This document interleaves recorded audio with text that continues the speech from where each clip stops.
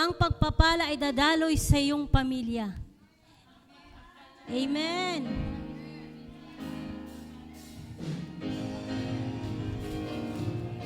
Yes, Lord.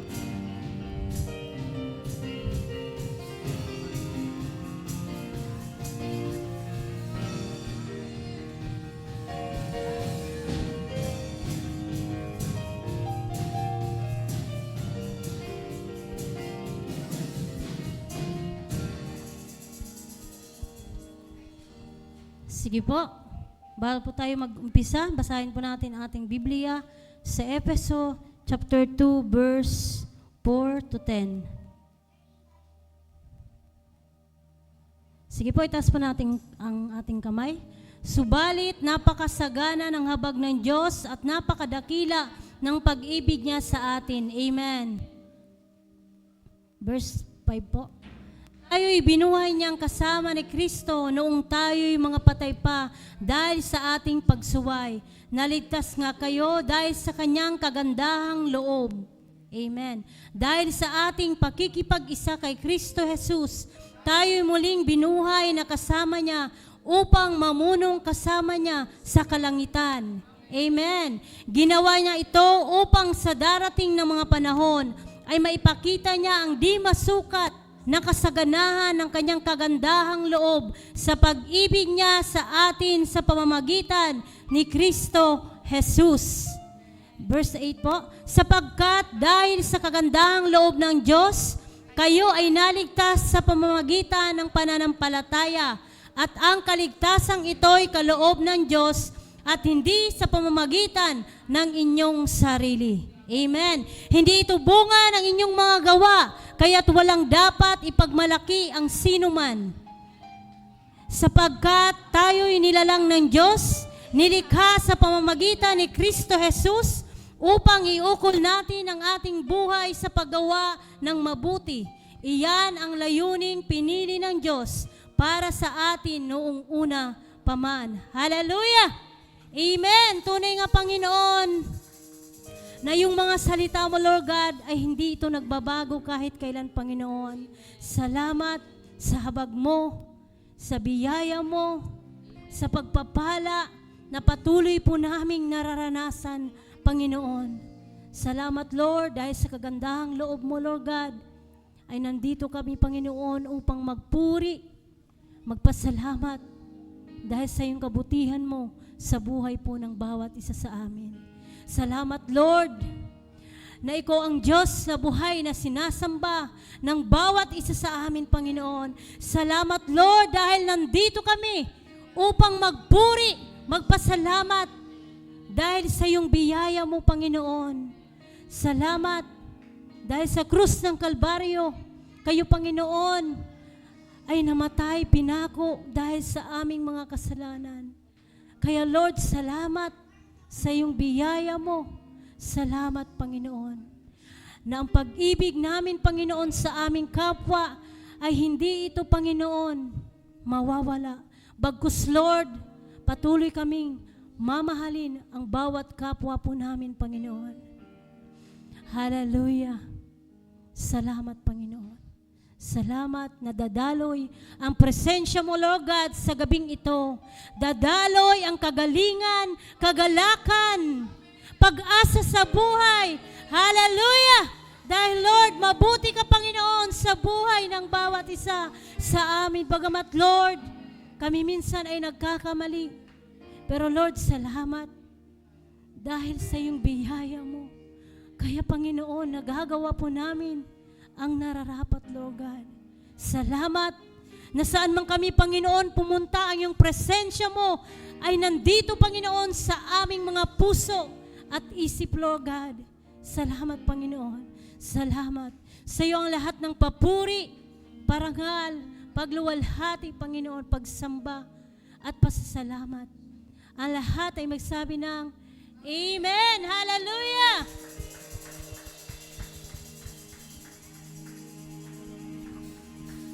Yes, Lord! Hallelujah!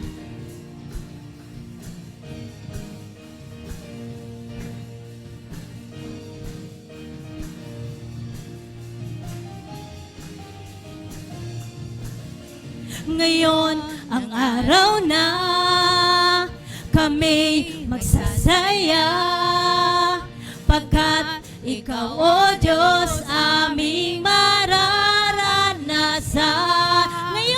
Ngayon ang araw na kami magdidiwang, pagkat Ikaw, O Diyos, aming mamamasdan, aming inaangkin, puso'y nasasabi, sama-sama namin dadamhin. Ang presensya mo'y dadaloy, kapangyarihan mo'y dadaloy, kalwalhatian mo'y dadaloy sa bawat isa. Ang biyaya mo'y dadaloy, pagpapala mo'y dadaloy, ang paghipo mo'y dadaloy sa bawat isa.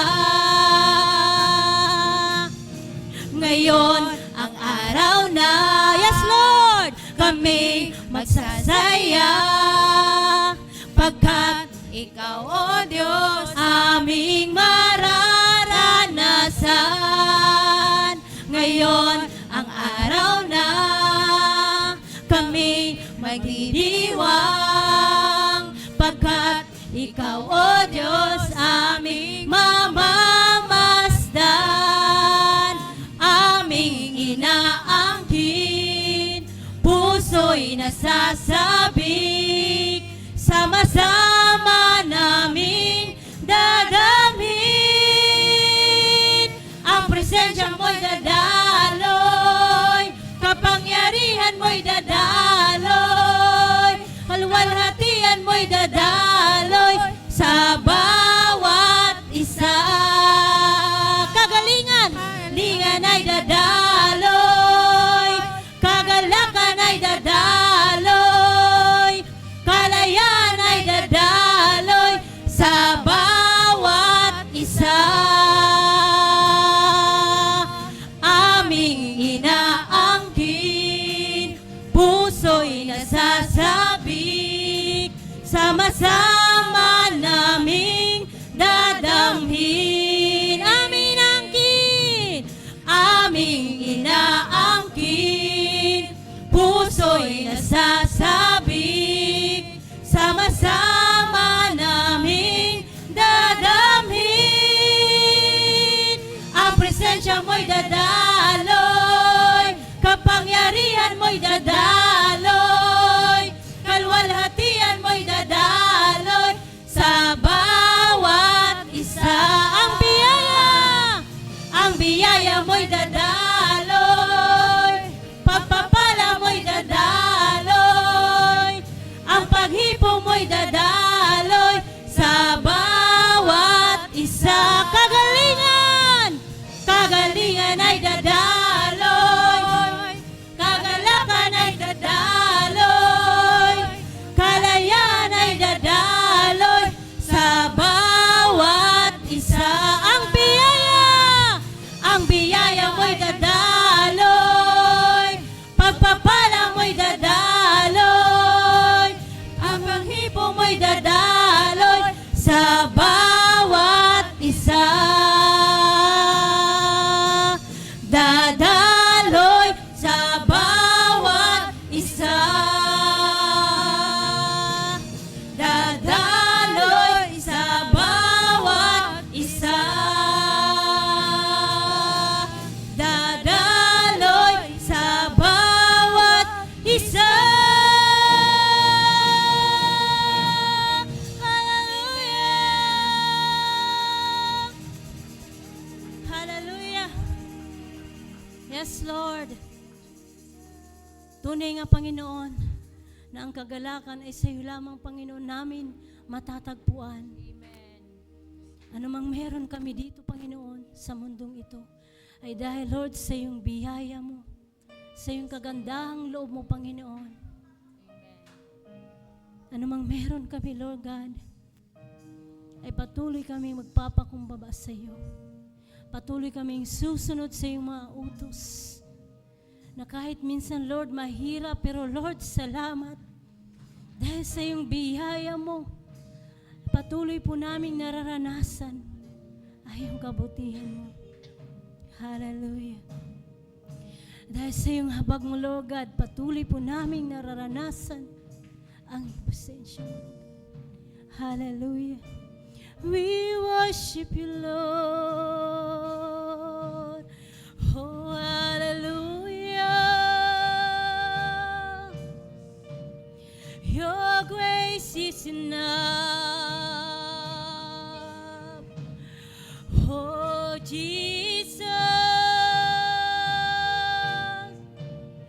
We worship you, Lord. Napakabuti mo. Yes, Lord God, dahil mabuti ka, Panginoon, sa buhay ng bawat isa. Hindi ka, Panginoon, nagbabago kahit kailan, Lord. Bagamat, Lord, minsan hindi kami tapat, pero salamat dahil sa iyong biyaya mo, Panginoon. Hallelujah! Hallelujah! Yes, Lord. Your grace is enough, more than I need. At your word I will believe. I wait for you. Draw near again. Let a spirit make me new, and I will fall at your feet. I will fall at your feet, and I will worship you here.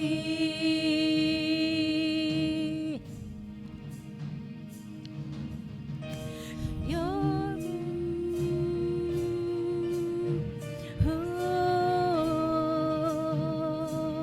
Jesus. Your grace is enough, more than I need. At your word I will believe. I wait for you. Draw near again. Let your spirit make me new, and I will fall at your feet. I will fall at your feet, and I will worship you here.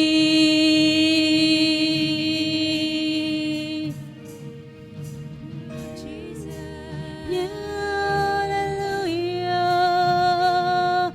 We worship you, Lord. We glorify you, Jesus. Your presence in me, Jesus, light the way. By the power of your word, I am restored, I am redeemed. In your spirit, I am free, and I will fall at your feet.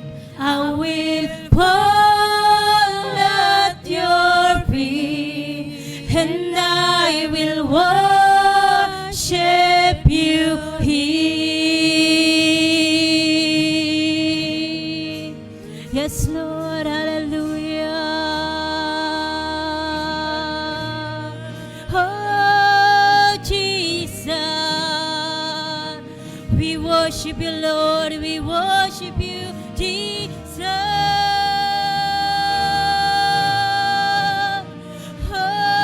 Hallelujah. Oh, really you gave it all for us. Surrendered your life upon that cross. Great is the love poured out for all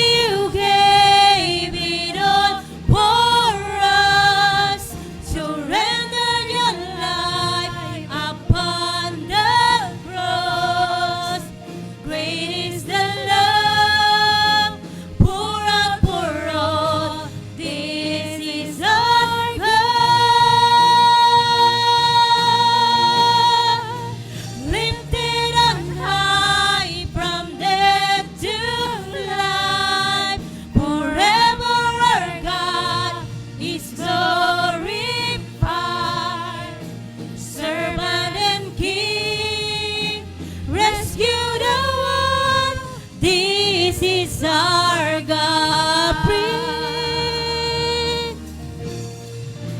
Freely you gave it all for us. Surrender your life upon the cross. Great is the love pour out for all. This is our God.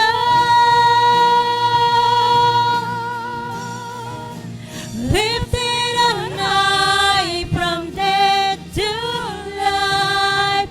Forever our God is glorified. Servant and King, rescue the world. This is our God.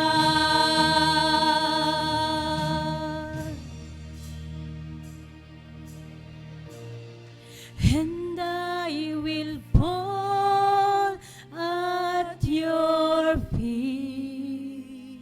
I will fall at your feet. And I will worship you here. Yeshua, hallelujah. And I will fall at your feet. I will fall at your feet.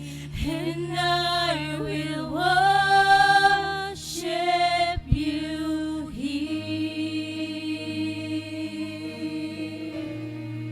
And I will fall at your feet. I will fall at your feet. And I will worship you here. And I will fall at your feet. I will fall at your feet. And I will worship you here.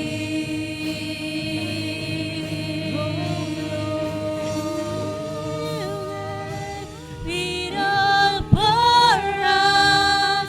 Surrender your life upon the cross. Great is the love poured out for all. This is our God. Lifted on high from death to life. Forever our God is glorified. Servant and King, rescue the world. This is our God. Freely you gave it all for us. Surrender your life upon the cross.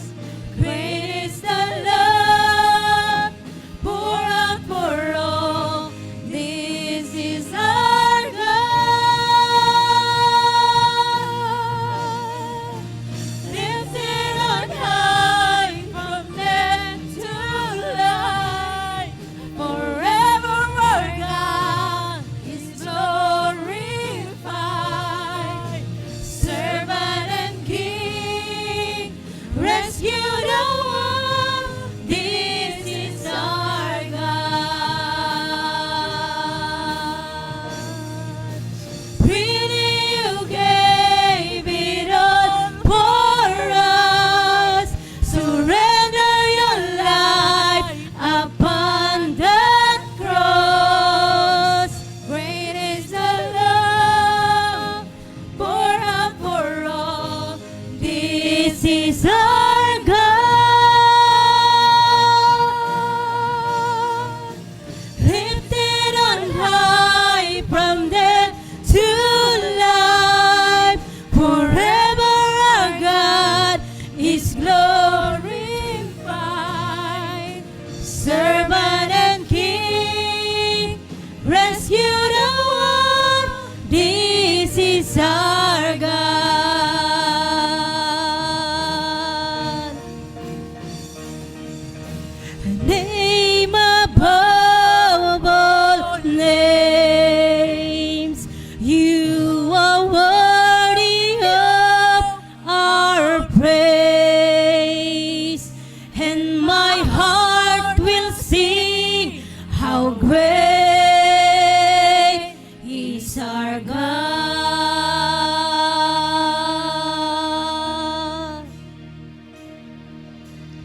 name above all names.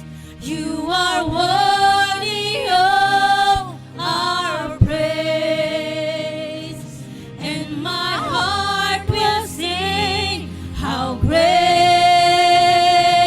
is our God.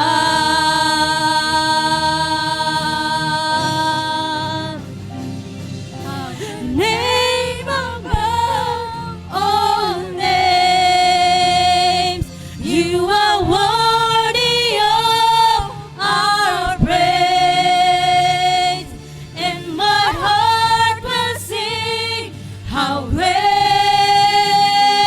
is our God.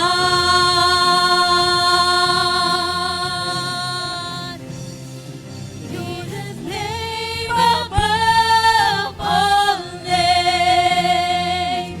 You are worthy of our praise, and my heart will sing how great is our God.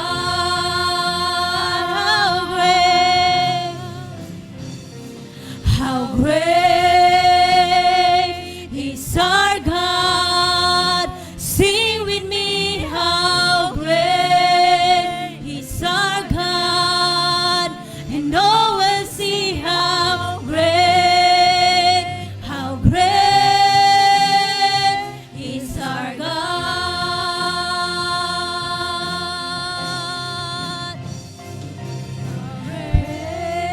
Great is our God.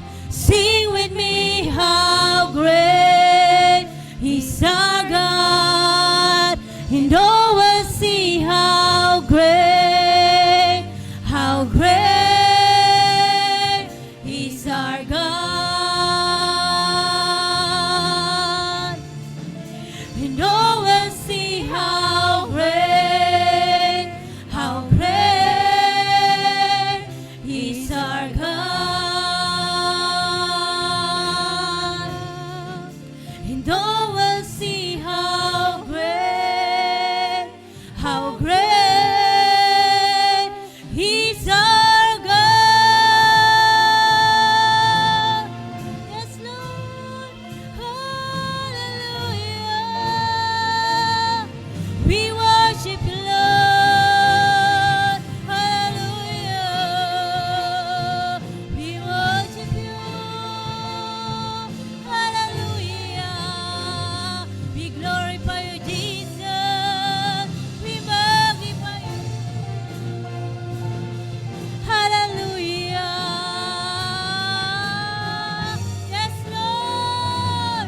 Hallelujah. Hallelujah. Hallelujah. Oh, Jesus. We glorify you, Jesus. Yes, Lord. Hallelujah. Sabi mga Panginoon sa iyong mga salita, kung mananalangin kami, diringgin mo po ang aming tinig. Kung mananalangin kami,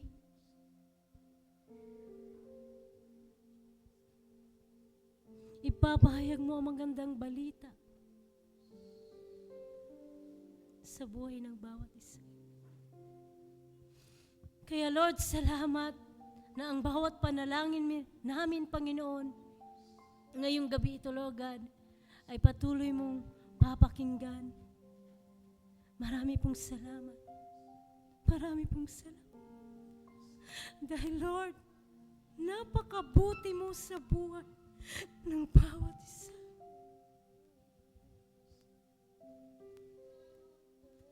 Hallelujah!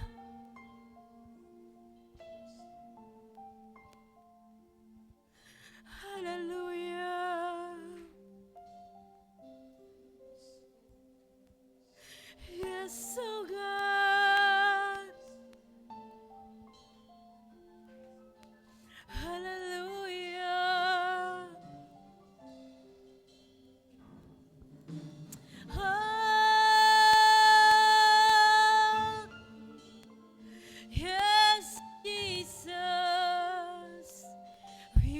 worship you, Lord. Hallelujah. Kaya Lord, salamat. Salamat, O God. Salamat sa dakilang bagay, Lord God, na patuloy mong ipaparanas sa buhay ng bawat isa. Marami pong salamat. Hallelujah! Sa iyo ang lahat ng papuri, parangal, pagluwalhati, pagsamba, at pasasalamat. Ang lahat ay magsabi ng Amen! Hallelujah!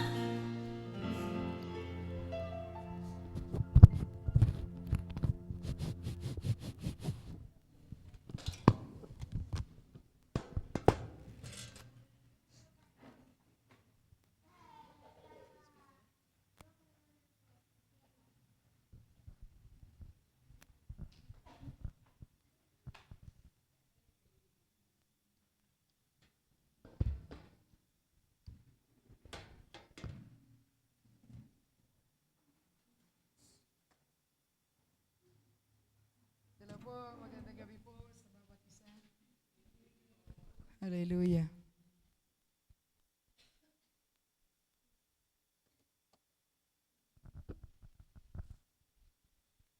Purihin po ang Panginoon. Nandito na naman po tayo para makita at maranasan natin ang mga dakilang bagay mula sa Panginoon.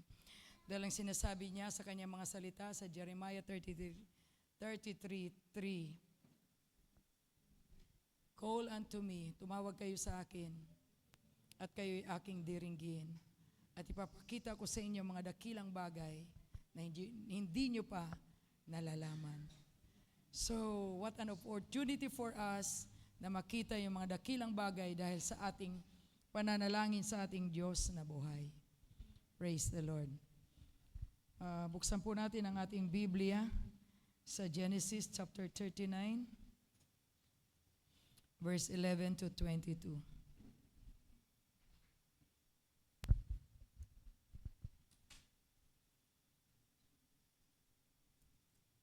Genesis chapter 39, verse 11 hanggang 32 at 22.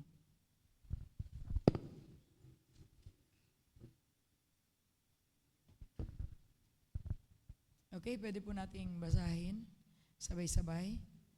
Ngunit isang araw nasa bahay si Jose upang gampanan ang kanyang tungkulin. Nagkataong wala roon ang ibang mga utusan. Walang ano-ano'y hinablot ng babae ang kanyang balabal at sinabi, halika't sipingan mo na ako. Patakbo siyang lumabas, ngunit naiwan ang kanyang balabal sa babae. Sa pangyayaring ito, nagsisigaw ito at tinawag ang mga katulong na lalaki. Tingnan ninyo, dinalahan tayo ng asawa ko ng Hebreyong ito para hamakin tayo. Sukat ba naman pasukin ako sa aking silid at gustong akong pagsamantalahan? Mabuti na lamang at ako'y nakasigaw. Pagsigaw ko'y kumaripas siya ng takbo at naiwan sa akin ang kanyang damit. Itinago niya ang balabal ni Jose hanggang dumating ang asawa. Sinabi niya rito, ang Hebreyong dinala mo rito, bigla na lamang pumasok sa aking silid at gusto akong pagsamantalahan. Nang ako'y sumigaw, kumaripas ng takbo at naiwan sa akin ang kanyang balabal. Nagalit si Potiphar nang marinig ang sinabi ng asawa. Kaya't ipinahuli niya si Jose at isinama sa mga bilanggong tauhan ng Paraon. Ngunit si Jose ay hindi pinabayaan ni Yahweh. Ang bantay ng bilangguan ay naging napakabait sa kanya. Si Jose ay ginawa niyang tagapamahala ng lahat ng mga bilanggo at siya ang tanging nagpapasya kung ano ang gagawin sa loob ng bilangguan. Ay po'y manalangin, aming Ama, Diyos na makapangyarihan sa lahat. Diyos ni Abraham, Isaac at Jacob, ang manlilikhang Diyos ang mabuti na Diyos, mahabagi na Diyos, Diyos ng pagpapala, Diyos ng himala, Diyos ng katagumpayan at ng kagalingan, ang Diyos ng pag-asa, ang Diyos na aming lakas, ang aming handang tulong sa oras ng pangangailangan. Pinagmumula ng lahat ng mabubuting bagay. Hallelujah, pinupuri ka namin. Maraming salamat po. Sa oras na ito, sa iyong mga salita, ng dala ay liwanag na gagabay sa amin. Thank you, Lord Jesus Christ, sa kung anong ginawa po ninyo para kami malayang makadulog sa Ama at makarinig ng mga kapahayagan ngayong gabing ito. Thank you, Holy Spirit, na kayong aming tagapagturo, kayong tagapahayag ng mga katotohanan. Gawin niyo pong bukas ang aming puso at hayaan niyo ng gabing ito ay maging gabi na masagana naming matatanggap ang mga divine revelation mula sa mga salita na amin pong nabasa at patuloy na pagbubulay-bulayan. Thank you for building a wall of protection around us. Salamat sa dugo na natigis doon sa krus ng Kalbaryo na siyang bumabalot sa amin ngayon. And thank you, Lord, for your mighty presence, for your glory sa aming kalagitnaan. In Jesus' name, Amen. So, actually, yung isi-share ko po na mayroon akong illustration na babasahin mula po sa aking devotion kanina.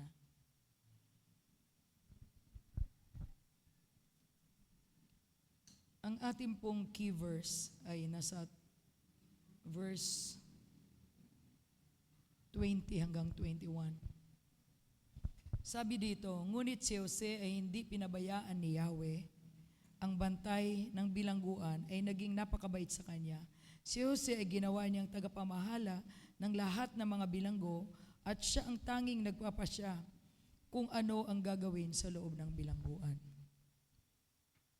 Yung yung kwento diyan ay kasi lang siya, bahagi lang ng kwento yung ating binasa. Na itong babae na asawa ng kanyang amo ay tinutukso siya palagi. At nagkataon na nung araw na yan ay walang mga kahit sinong mga alipin na nandyan. Sila na lang, dalawa. At sabi dito na sa verse 12, yung babae ay inaakit niya si Jose. Pero ito si Jose, hindi man nakasulat diyan, malinaw sa kanya yung plano ng Diyos sa buhay niya. Alam niyo po ba na kapag may malinaw sa atin kung ano ang plano ng Diyos, at doon tayo nakatingin sa kung ano ang plano ng Panginoon, dumating man yung mga tukso. Kasi ang tukso sa tatlong lang dumarating yan, sa tatlong anyo lang yan eh. Iba-iba ang balot, pero sa tatlong area lang ng buhay ng tao, tinutukso ang tao. Yung lust of the flesh, lust of the eye, at saka pride of life. Dito, siguro ko sa ibang bahagi ay naging malakas parang si Satanas tinitingnan si Jose kung alin ba sa kanya yung area ng life niya na pwede siyang matalo. Kumbaga, kasi biro mo yung pangitain na binigay sa kanya.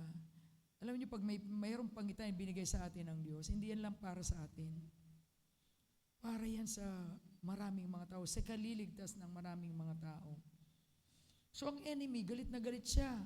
Kailangan niyang hadlangan kasi ayaw ni Satanas na ang tao ipagpalain. Na ikaw, bilang tao, mayroon kang daladalang pagpapala. Amen? Sabihin mo sa katabi mo, may pagpapala ang Diyos na nasa iyo nakadeposito para sa marami.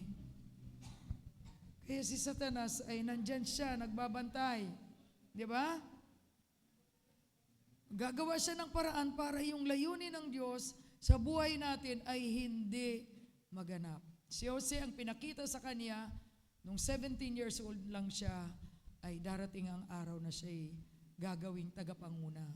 At gagawin siyang tagapagligtas sa maraming mga bansa. So, nandyan si Satanas everyday, nagpaplano siya kung paano niya ibabagsak itong carrier ng blessing ng Diyos. Di ba? So ayun, yung babae ang pinain ni Satanas. Pero purihin ang Panginoon dahil ito si Jose, nakatuon lang talaga siya sa pangitain na binigay ng Panginoon.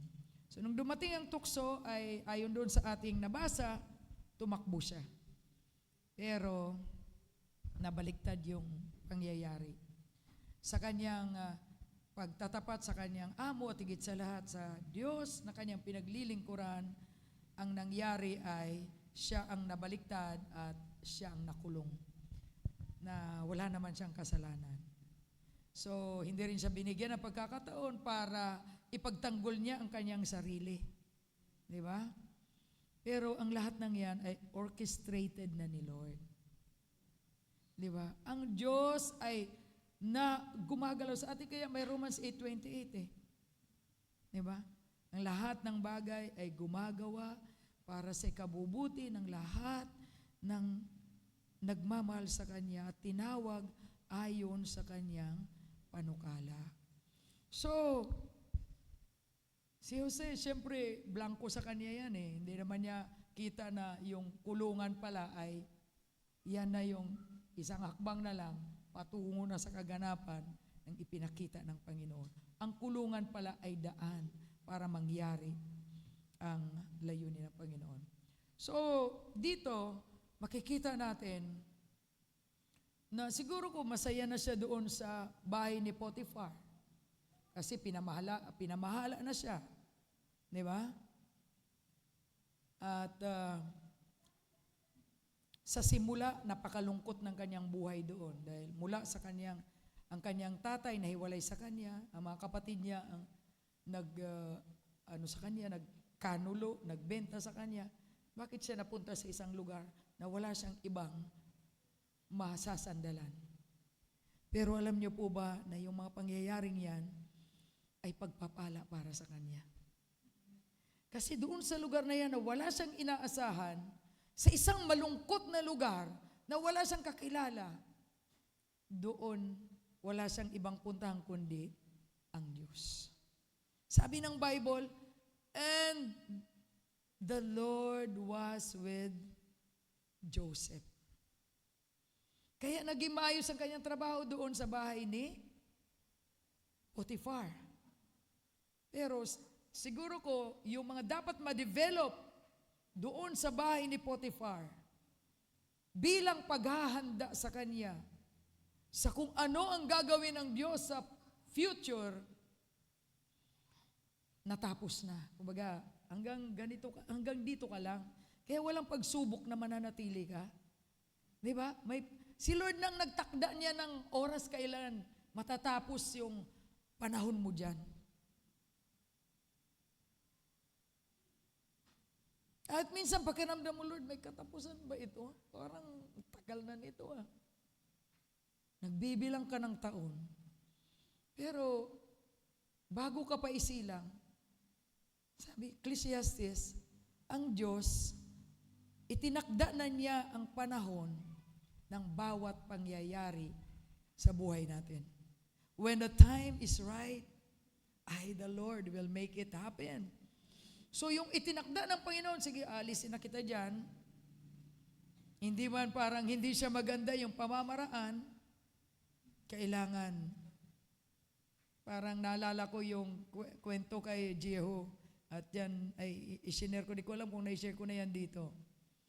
Nang utos ni Propeta Elisha, pag nakita mo si Jehu, buhatin mo at dalhin mo siya doon sa chamber.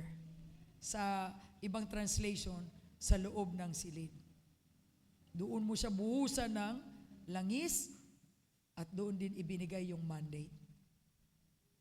So, kailangan, sabi niya, alisin mo siya doon sa kanyang mga kasama, sa kanyang mga kapatid. At ganyan ang ginawa ng Panginoon. Kay Jose, inalis sa kanyang mga kapatid, at nung kampante na siya doon sa bahay ni Potiphar, inalis siya uli doon, at dinala na naman siya sa isang lugar na bago na naman, na wala siyang ibang aasahan, kundi ang Diyos. Dumadaan ka ba sa sitwasyon na pwedeng marami kang sisihin? Yung hirap na nararanasan ko dahil kay ganito, dahil kay ganito, dahil kay ganito. Pero ang totoo, sa likod ng sitwasyon mo, ay ang Diyos. Tinitingnan, ano yung attitude mo? Kasi kung tama yung pagtugon mo, dito ilang beses sinabi, and the Lord was with Joseph.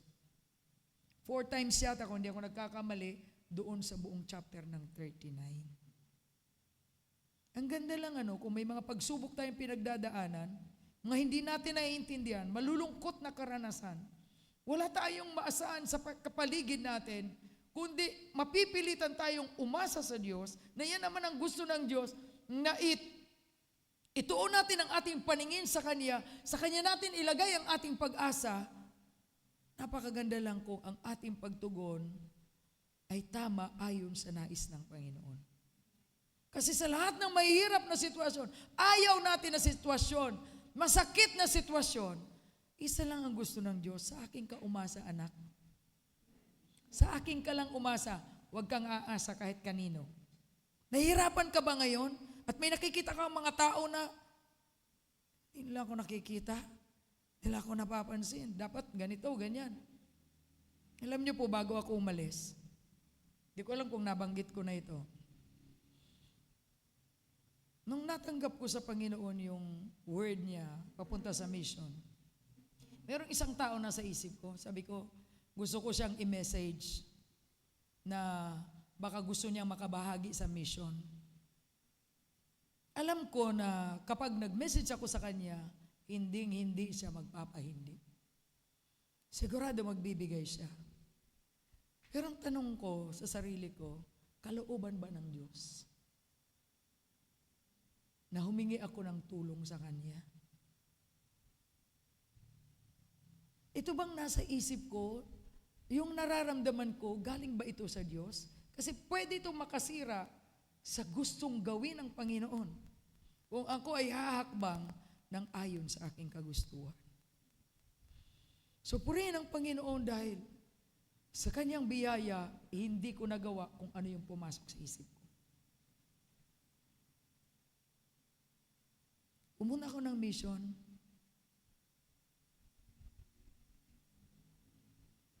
Na wala akong ibang inasahan kundi si Lord. Kaninang umaga kwenta ko, yung perang pumasok at mga nagastos. Akala ko 100,000 lang. Kasi nagpaano din kami ng sasakyan, nagpa-change oil din kami doon. At may iba pang 120,000. Kung nangingi ako ng tulong sa tao, baka sabihin sa akin ni Lord, o sige, ikaw nang gumawa ng paraan. Di ba? So sa atin, ang dinidevelop sa atin ng Diyos, sa anumang pinagdadaanan natin, isa lang, sa akin ka magtiwala.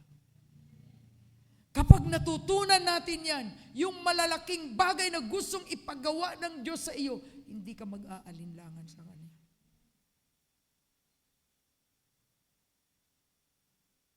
Kasi natutunan mo magtiwala. Kaya kayo ngayon, kung yung pambili lang ng bigas, pamasahe lang, pambili ng gas, o anuman, part yan ng development ni Lord sa atin. Kanino ka aasa? Kung sa Kanya ka aasa, hindi ka mabibigo. Sabi ko nga doon sa Samar, yung mga karanasan namin, kung bakit ako tumutugon sa Diyos nang hindi na ako nagtatanong sa mga bagay, yung pinagawa kaya ng Panginoon doon, hindi siya sa maliit na bagay. Hindi siya maliit na bagay. Paano mo yung mga tao na hindi ka kilala? Sabi ng ibang sino ba yung nimpa na yan? Sino yung nimpa na yan? Sino nga ba yung nimpa na yan? Di ba? Hindi ako. Ang Diyos, yung nimpa na yan, ay umuo lang. Di ba? Bakit ako umuo? Kasi Nung wala kaming pambili ng bigas, naniwala ako na siya ang magpo-provide. Nung sobra kaming nahihirapan sa pagsunod, 4 ang anak namin. Di alam kung saan kukuha ng pang upa sa bahay, pambili ng tubig, pambili ng sabon. Unti-unti dinevelop ni Lord. Magtiwala ka lang sa akin at makikita mo. Pero hindi rin kami ganun kadali matuto. Kaya nga tumagal eh. Kung mabilis lang matuto sana, di mabilis din lang.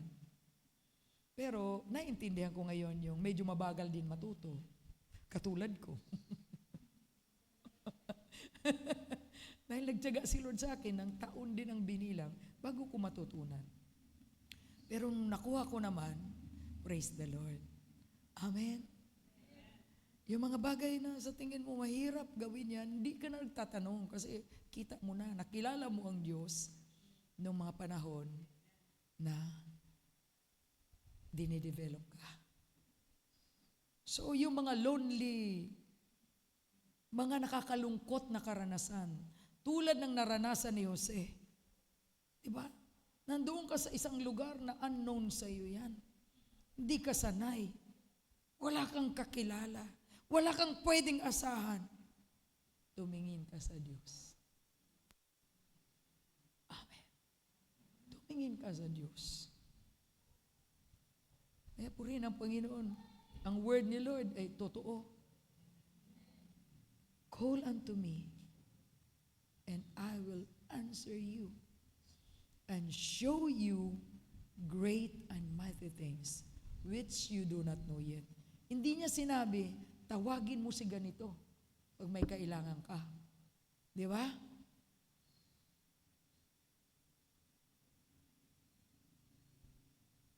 Tawagin mo ang Panginoon. Ang Diyos na lumikha sa iyo, na lumikha muna ng lahat ng pangangailangan mo bago ka likhain. Nandyan na. Sabi nga ni Yonggi-cho, yung yaman na meron tayo nandito. Di ba? Pag binigkas natin yung mga pangako ng Diyos, nagkakagulo ang langit para yung pinaniniwalaan mo na isinulat, itinala dito sa Biblia ay pangyarihin ito. Napapatagal lang kapag ang ating binibigkas ay salungat sa pinapangako ng Panginoon. Nandiyan nakaabang ang mga demonyo.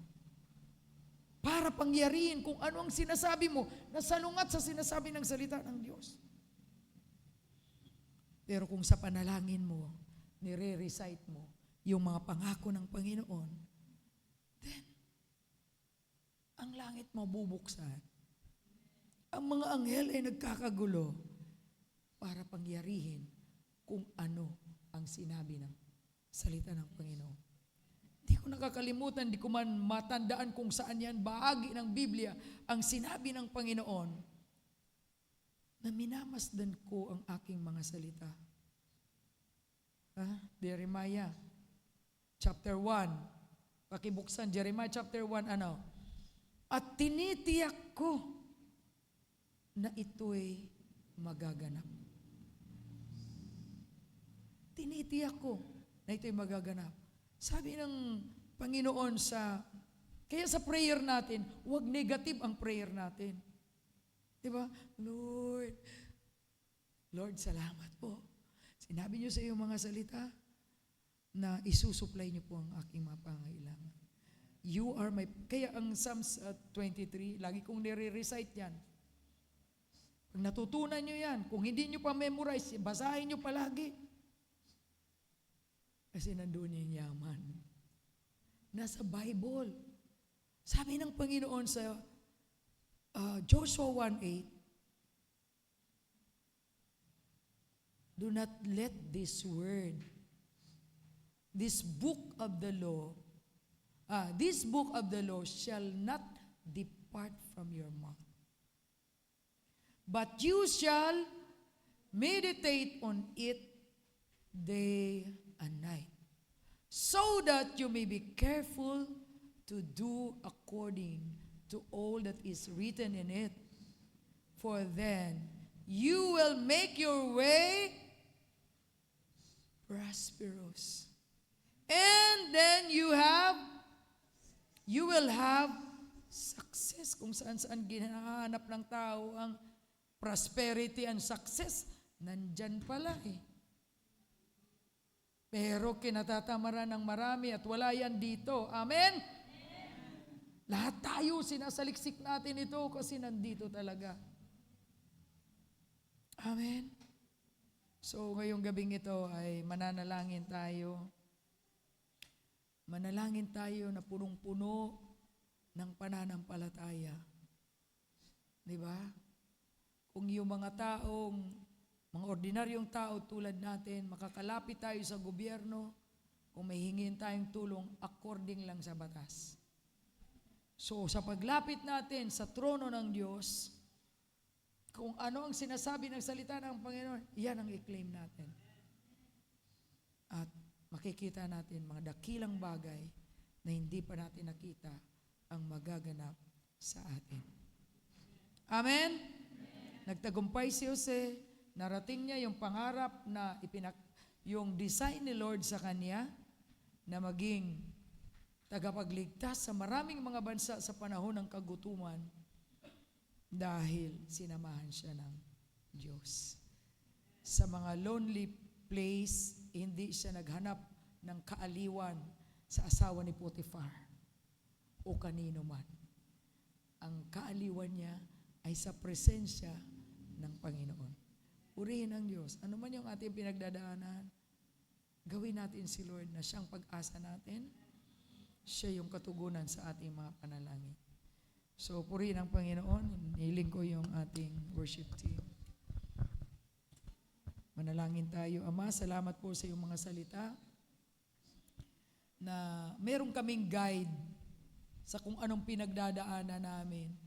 Napaka-bless po namin na merong Biblia na gagabay sa amin, mga hakbangin, dadala ng liwanag sa aming mga dinadaanan. Salamat na tunay na ang mga anak ninyo ay sasagana at magtatagumpay sa lahat ng area ng aming mga buhay. Urihin ka, Ama. In Jesus' name. Amen. Sige, worship po natin si Lord. Hallelujah.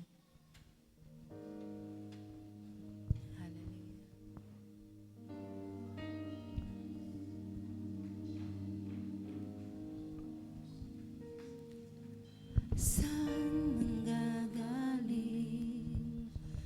ang tulong ko? Panginoong Jesus, ako ay dinggin mo, pag-asa ko ay sa iyo, magtitiwala ako, pag-ibig mo lagi ang sandigan ko. Saan manggagaling ang tulong ko? Panginoong Jesus, ako ay dinggin mo, pag-asa ko ay sa iyo, magtitiwala ako, pag-ibig mo lagi ang sandigan ko. Pangalan mo ang tatawagin ko.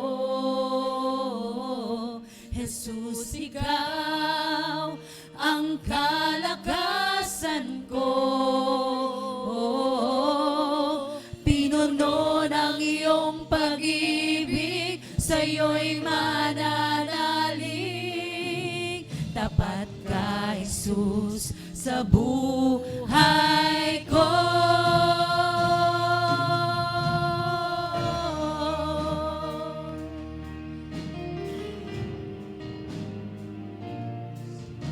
Sa bawat sandali ng buhay kong ito, Panginoong Jesus, hindi ka nagbabago mula noon sa pangako mo. Pag-ibig mo, lagi ang sandigan ko. Pangalan mo, ang tatawagin ko. Jesus, ikaw ang kalakasan ko.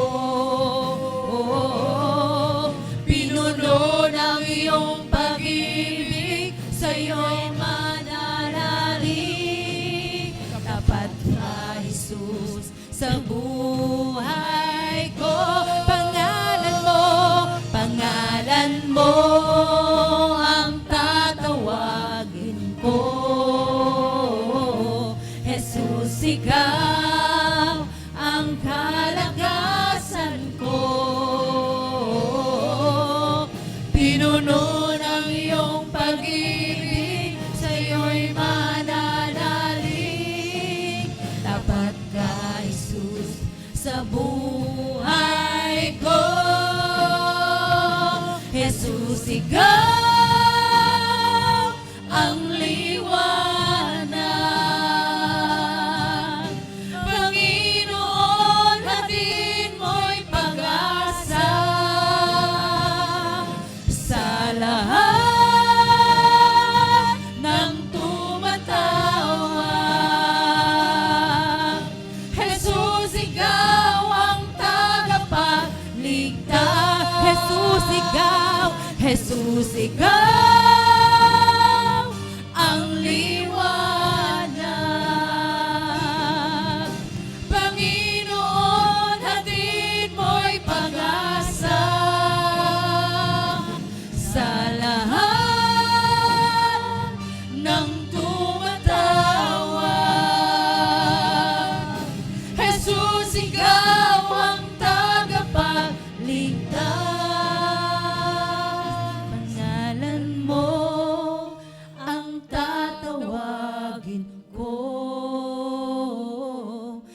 Jesus, ikaw ang kalakasan ko.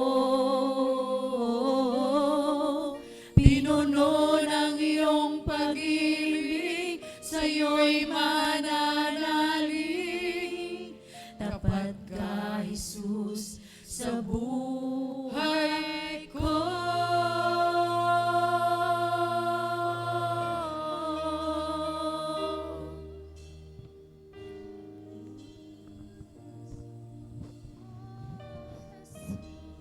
Tunay mga kapatid na wala tayong ibang maaasahan kundi ang Diyos lamang. He is our very present help in time of need. He is the great I am. Kung may pangangailangan ka, ang sinasabi niya, I am the God who provides. Kung may nararamdaman ka, I am the Jehovah Rapha, your healer.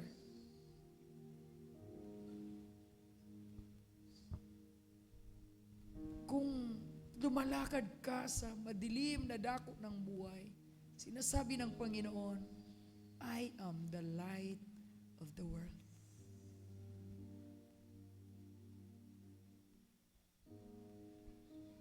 Kung pakiramdam mo, may kauhawang kang nararamdaman, ang sinasabi ng Panginoon, I am the living water.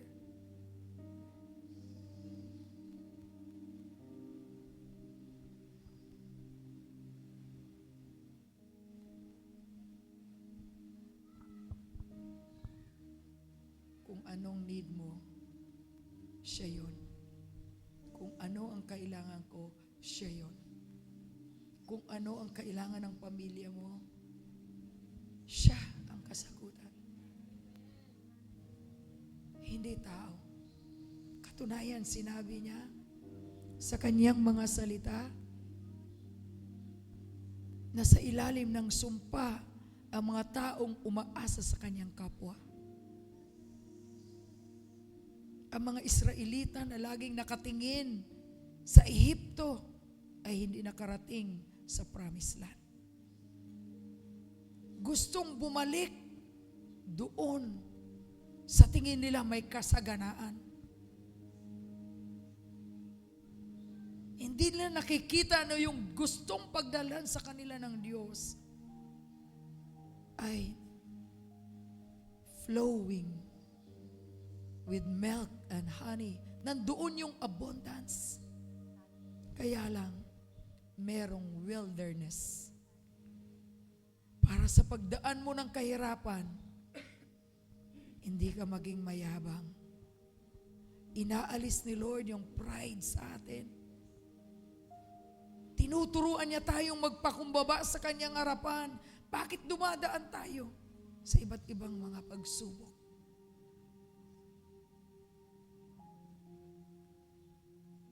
Dahil kung nandyan pa sa puso natin yung pride, yung arrogance, mga bagay na hindi dapat nandyan, hindi pa tayo handa para ibigay sa atin ang ating promised land.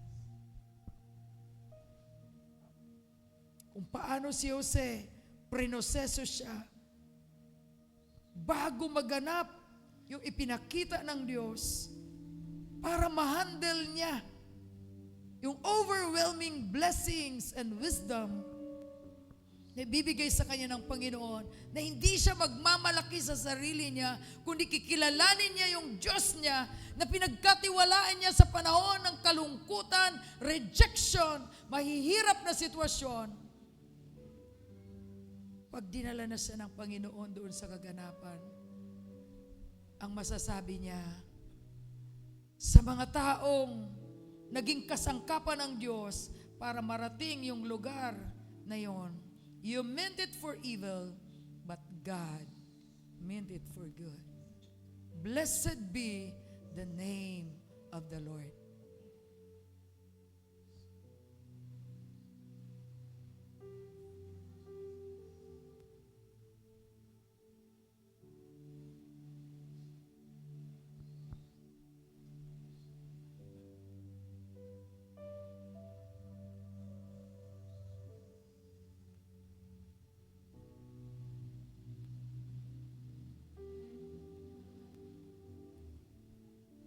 Let us not despise loneliness or yung mga isolation na minsan ina-isolate ka ni Lord. Gusto ni Lord ikaw at siya lang. Gusto ng Panginoon na wala tayong ibang hangarin kundi siya. Hindi ang katanyagan, hindi ang papuri ng tao. Hindi ang makayamanan sa mundong ito, kundi siya. Siya lang.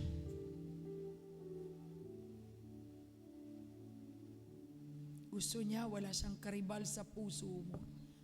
Pag dumating tayo sa punto na yan, ang masasabi ng Diyos, nakahanda ka na. Pero kung may hinahangad ka pa, na iba kaysa sa Kanya,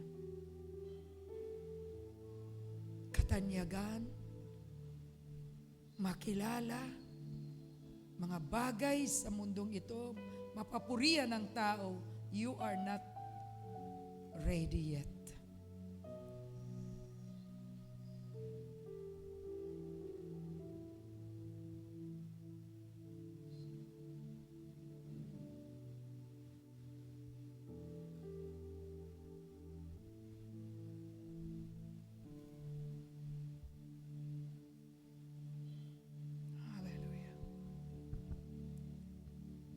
God is here.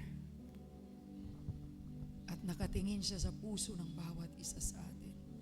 God knows our struggles.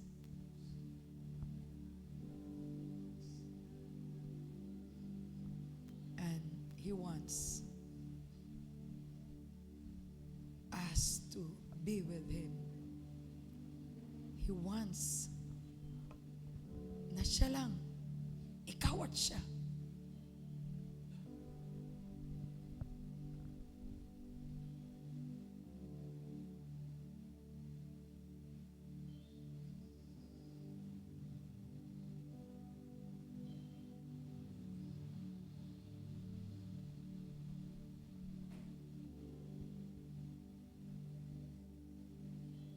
kapag na-develop po sa atin yung siya at ikaw lang, ikaw at siya lang, then magiging handa tayo sa kung ano ang kanyang gagawin sa pamamagitan natin.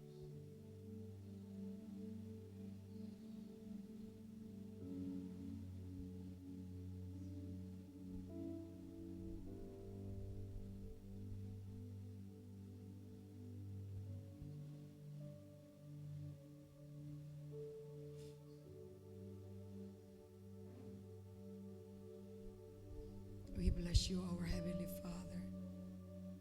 We love you, Lord. Thank you for this wonderful time.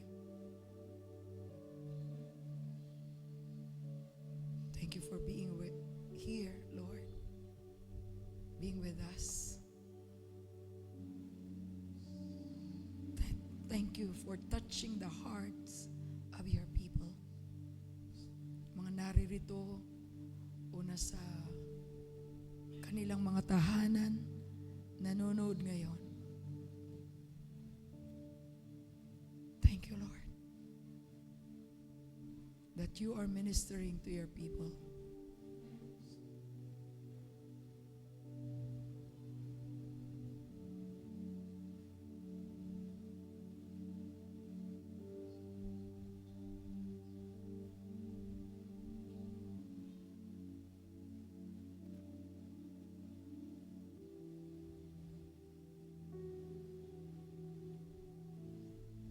Praise God.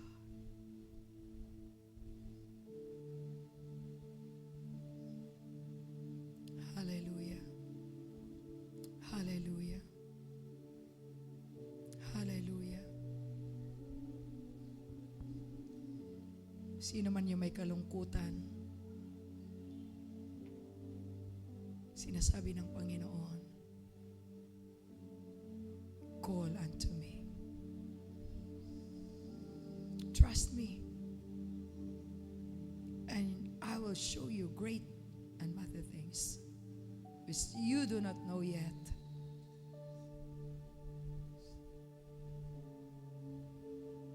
Seek me, and you will find me. Knock, and the door shall be open unto you.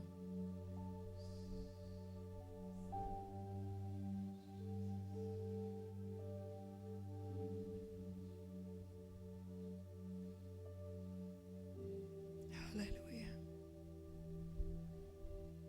Thank you, Father God. Thank you, Father God.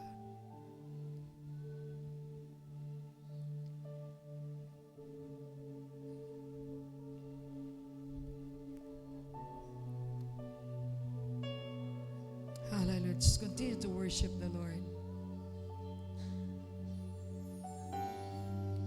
Dahil habang tayo'y sumasamba sa Kanya, God is fighting for us. God is providing our needs.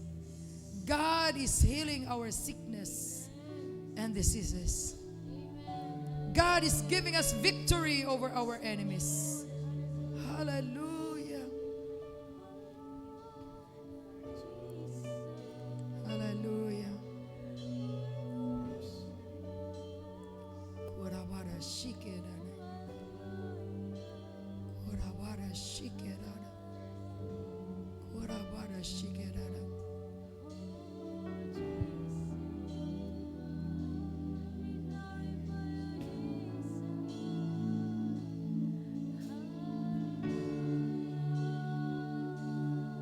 Kurabara shikerana.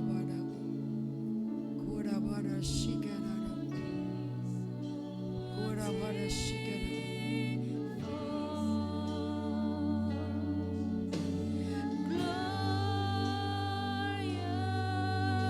Glorious King, a King of my heart, you are wonderful.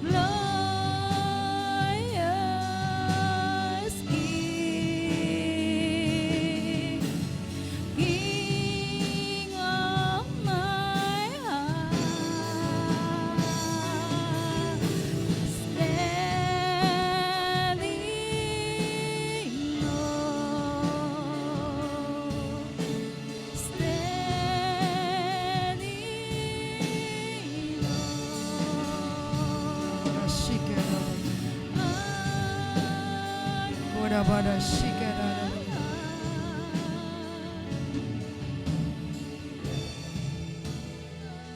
Hallelujah. Praise the Lord. Ngayong oras na ito, tayo po ay tumungo sa ating pananalangin. Maghanap lang po tayo ng ating partner. Mag-pray po natin ang gawain bukas, gawain sa darating na linggo. At nasa attitude po tayo ng patuloy na pagsamba sa Kanya.